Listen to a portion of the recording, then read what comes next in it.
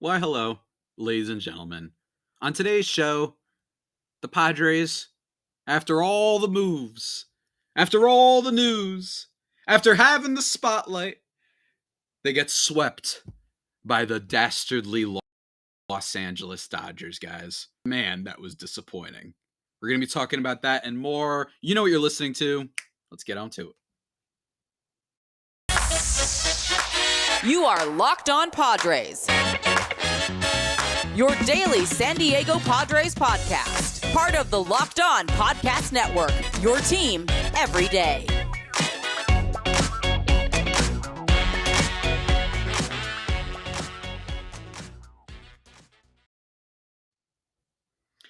Greetings, ladies and gentlemen, and welcome to another edition of Locked On Padres podcast, which is part of the Locked On Podcast Network, your team every day for Monday, August 8th. As always, I am your host with sometimes occasionally, but certainly not always the most, Javier Reyes. You may follow me on Twitter at Javapeno. That's JAVIIPENO.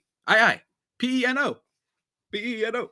And then at LO_Padres for exclusively tweets about the Padres games and whatnot. I did a lot of tweeting past few days.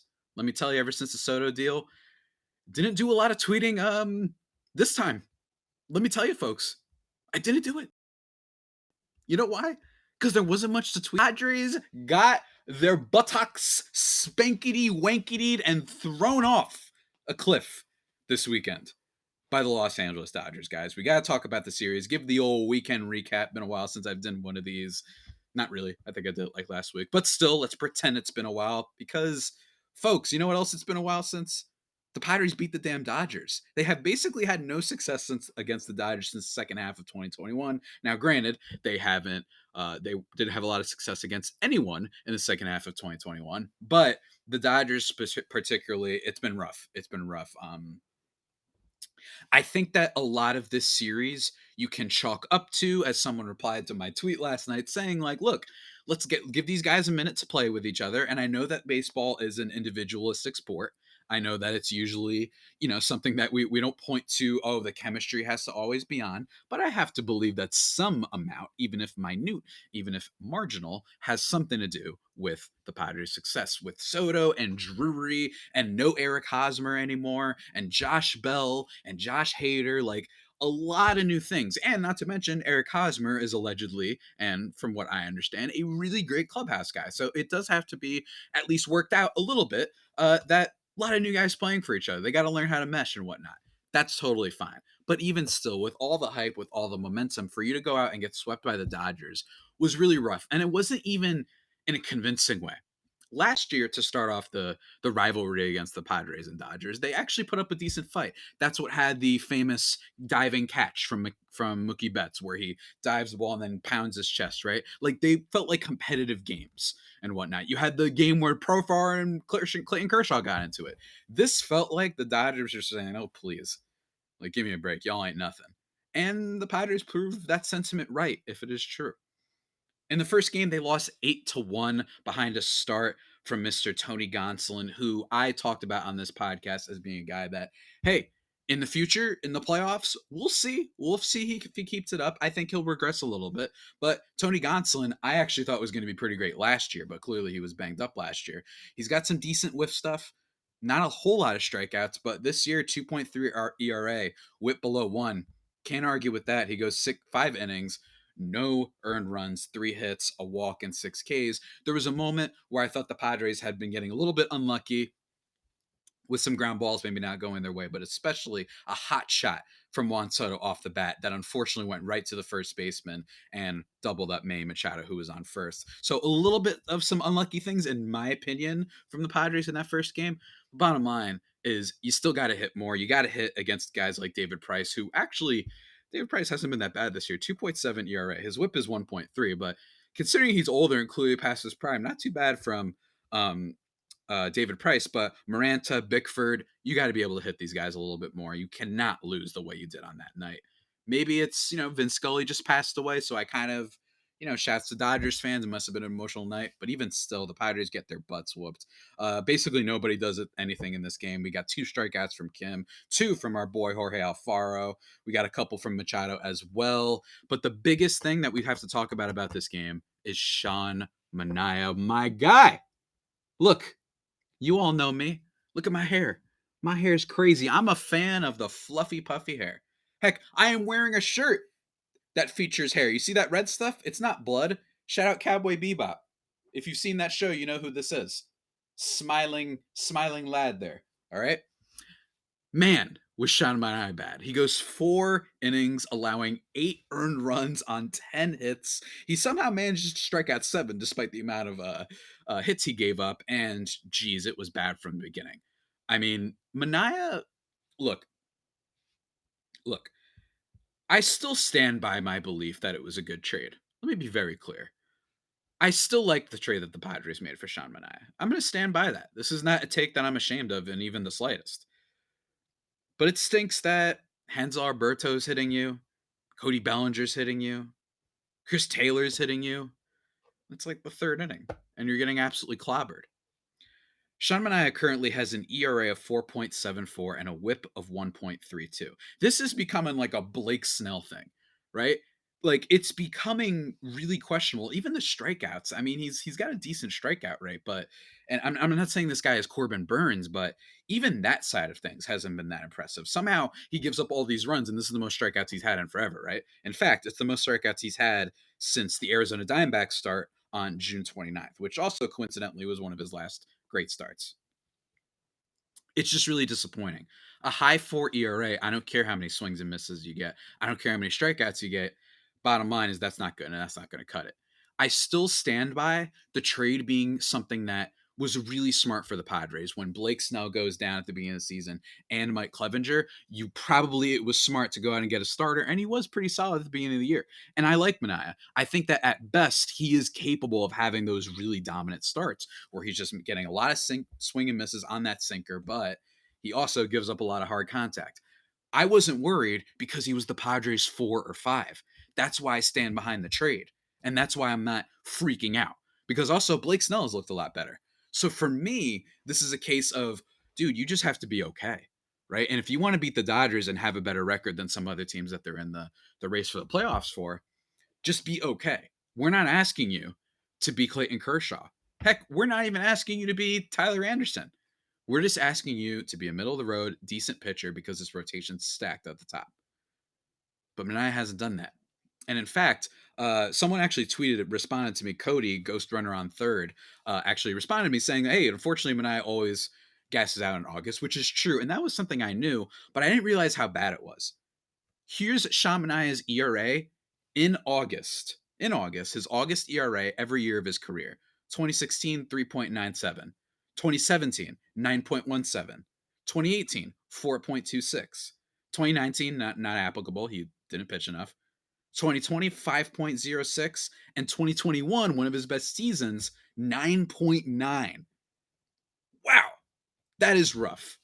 If Manaea is someone who's losing gas towards the end of the season to this degree, I get it, it's a long season. But heck, I was out here talking to you guys how much I was worried about you, Darvish, and that at his age, maybe it wasn't the sticky stuff last year. Maybe it was just that he's getting older. We need to be talking about Sean Manaea. It's scary. It's scary because this is a guy who's always gotten hit hard, even when he's right. The difference now is that he's getting clobbered more than just getting hit hard. So hopefully he can get a little bit better.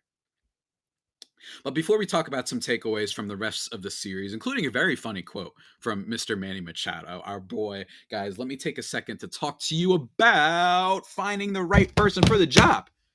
I don't know why I'm slamming the desk. I was just in a mood to. I'm trying to keep this podcast energy spicy for y'all. Let me tell you guys, as you gear up for fall, you need the right people on your team to help your small business fire on all cylinders. Hey, that's also true for baseball. You need the right pitchers. That's why a bunch of people traded for pitchers. Montas, Castillo, Malley. There's all these pitchers traded around, right? That's why you need them. Guys, LinkedIn helps you with all the other stuff that you need when it comes to creating job posts. You can create a free one on LinkedIn in minutes to reach your network and beyond to the world's largest professional network of over 810 million people. Then Then, my friends, add your job and the purple hiring frame to your LinkedIn profile to spread the word that you're hiring so your network can help you find the right people to hire. They've got screening questions and all these sort of tools that help you find the right candidates with the right skills and experience so you can optimize who you'd like to interview and hire. And guess what, guys? LinkedIn jobs, they help you find candidates, right? Obviously, that you want to talk to faster, right? But did you know every week, nearly 40 million job seekers visit LinkedIn? Post your job for free at linkedin.com/LockedOnMLB. That's linkedin.com/LockedOnMLB to post your job for free. Terms and conditions apply.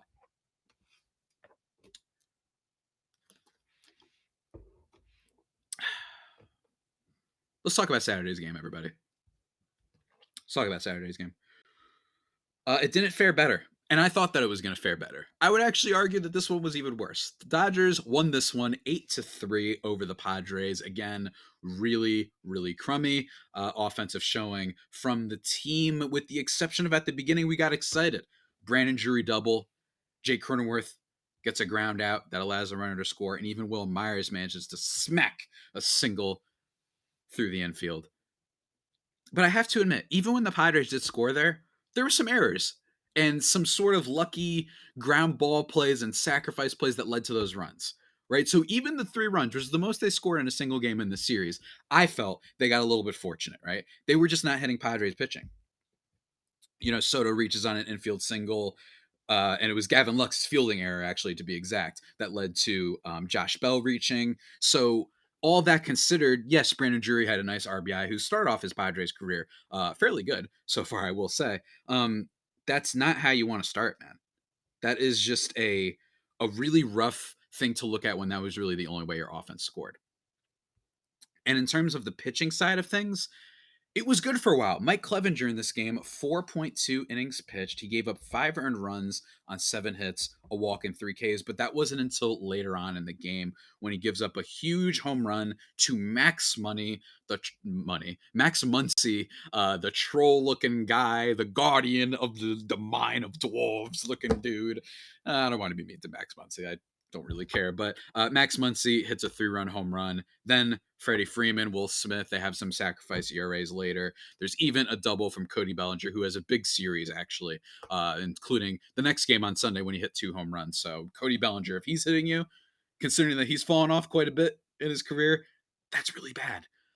So even when the Padres scored, I wasn't impressed, which says a lot about this lineup, right? You need more from this lineup that you traded so many assets for. And again, it's still very early, right? There's no reason to be super upset, right? It's just annoying that, you get the hype, right? You get all that hype, and then you come against the Dodgers, which is the series that so many people once pegged as the next Yankees Red Sox, right? Just a really great rivalry. And even the energy wasn't there. You didn't even have the smack talk. You didn't even have the like you didn't have the fury. Not just because they lost, but you didn't even have the edge. And that was what was really rough, right? And that was really what was frustrating. Mike Clevenger gave up some runs in this game. Granted, it's a really great team. The home run bit him, but for a lot of the game, up until that 4th inning, he'd been pretty untouchable. The Padres led at one point, which is kind of crazy to imagine, right? They led 3-2, and we were excited. We were like, all right, that's how you bounce back. But instead, turn around and you get absolutely bammed right in the face. So that's rough. Again, it is still very early, but it felt like a little bit of a peak of a possible future.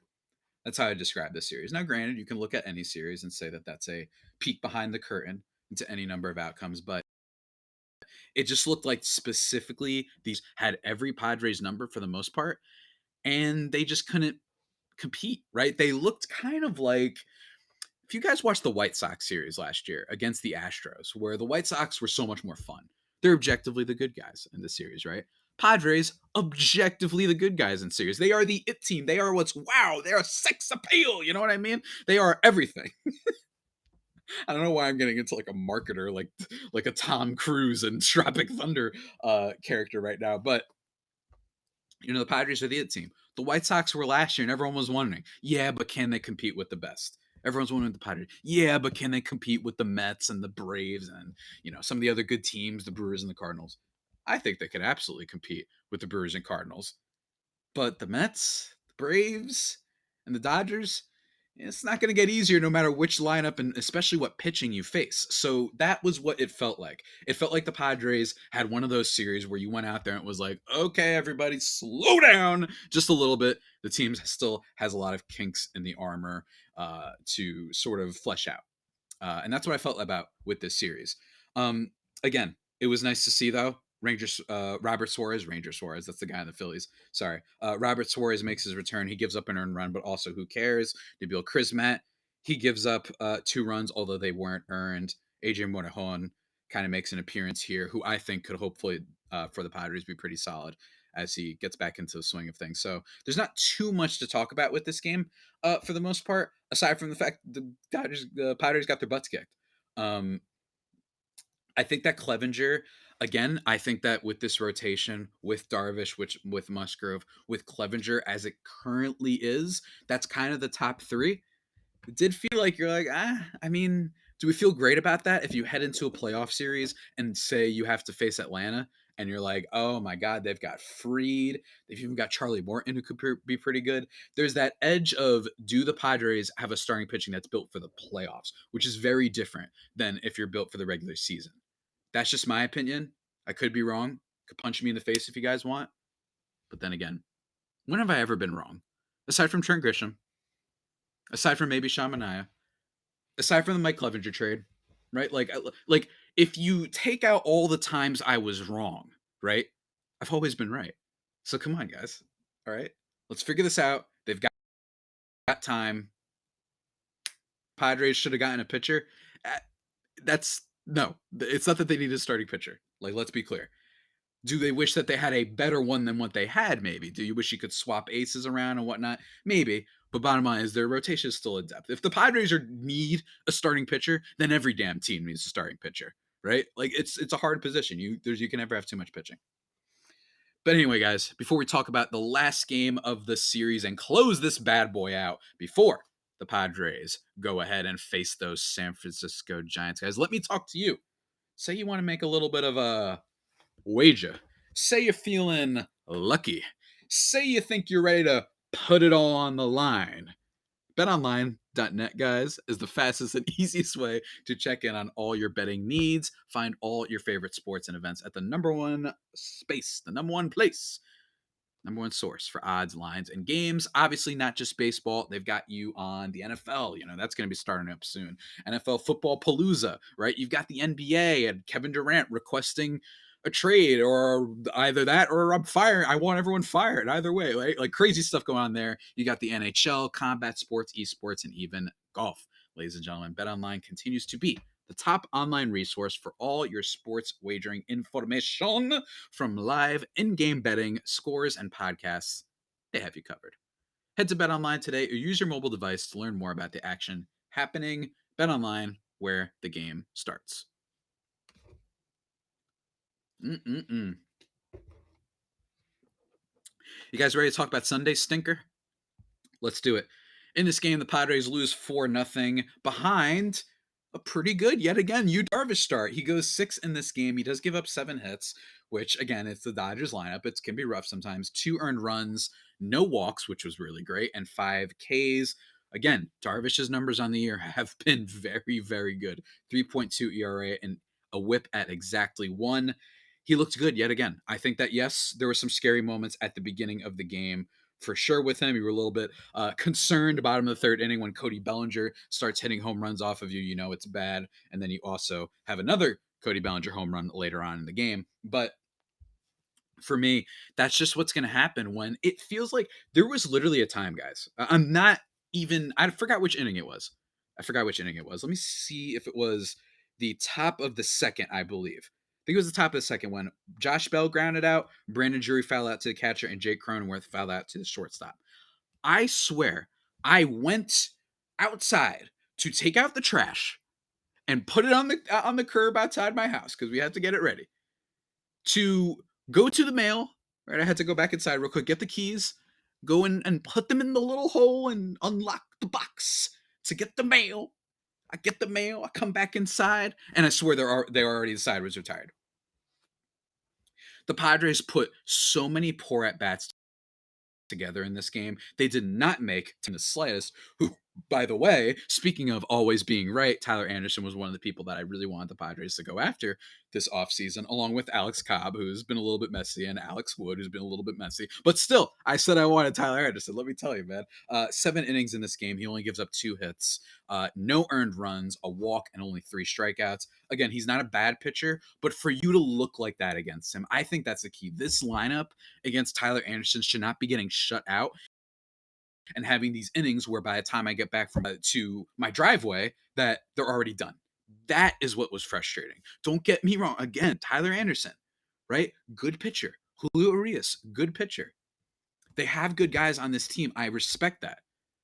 It's just that with all the additions you made, it's not the type of team, especially with Juan Soto on your team, who, don't get me wrong, hasn't been bad, right? He did draw 2 walks in this game. Didn't get any hits, but did draw 2 walks, as he always does, right?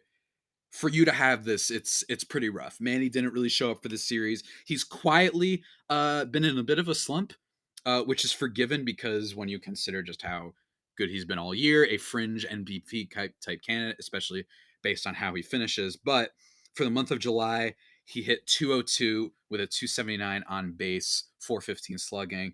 And in August through 8 games, 241, 324, 448. So he has not been performing like an MVP, has not been performing like a top third baseman. I have exactly zero concerns about it, but let's start seeing something, right? Let's see something against San Francisco. I would have liked it in this series.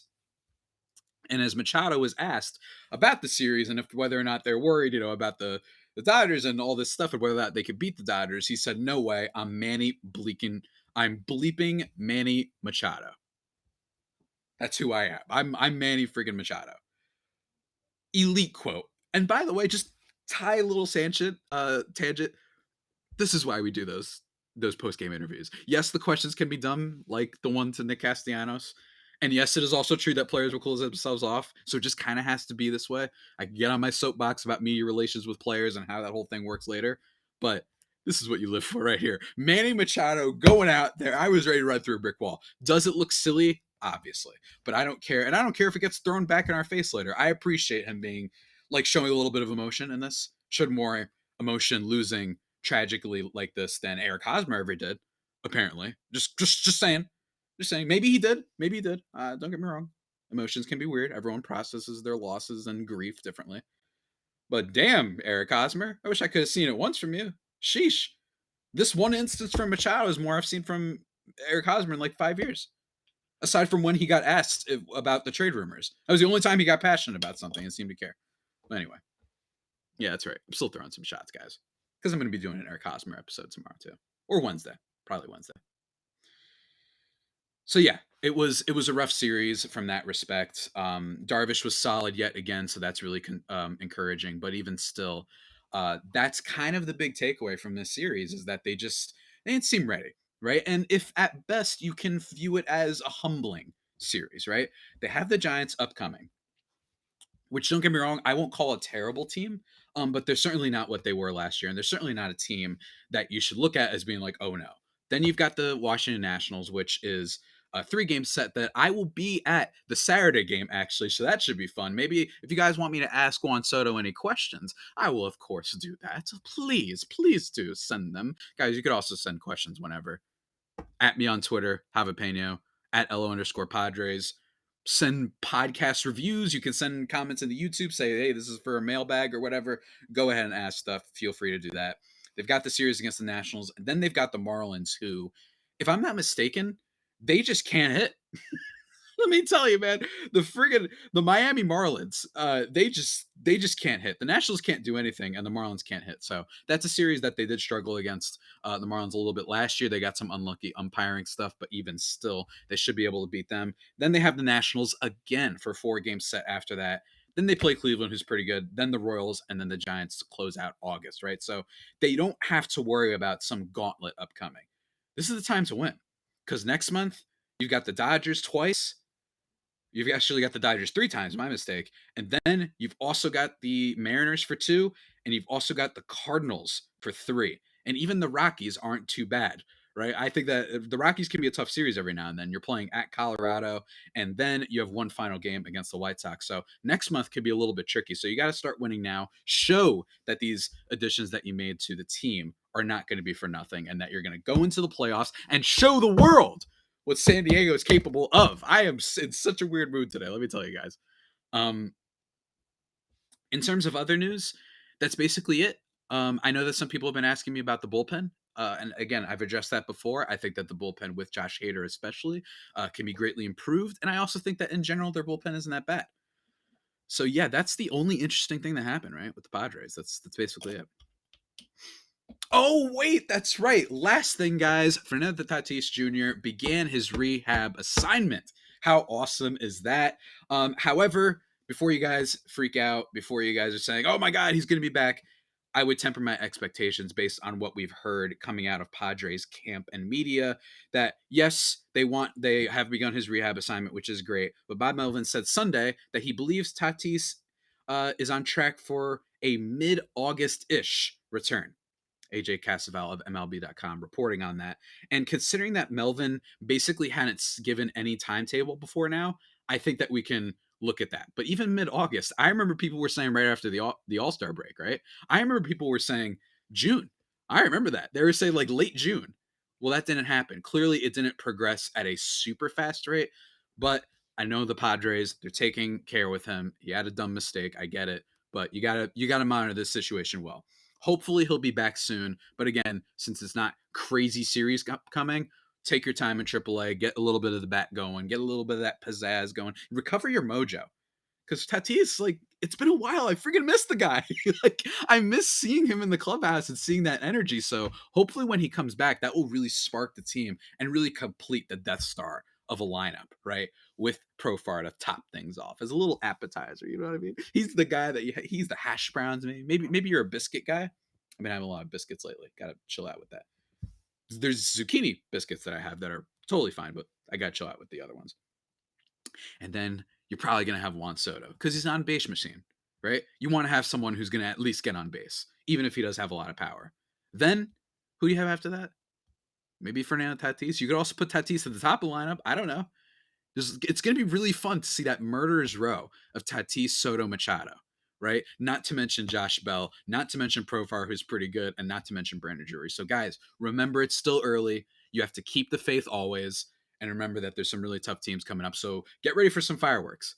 Get ready for some fireworks. I think it's going to be fun. I have my confidence in this team after their moves has not been shaken. Although, guys, it is a reminder this is baseball. No one man show. You need a lot of depth. You need a lot in order to win. So there's still a long way ahead. And I'll hope to be accompanying you on that long journey, guys. Because with that all being said, that about does it for today's edition of the Locked On Padres podcast, the only pod that may be better than the Padres themselves. Remember to subscribe to the podcast wherever you get your podcasts from. Follow me on Twitter at Javipeno, JAVIIPENO. I'm accepting all sorts of mailbag potential questions at LO_Padres as well. And then Locked On Padres on YouTube if you want to see my sweet Cowboy Bebop shirt. And until next time, stay safe and of course, stay faithful. My Fire Faithful homies, take care.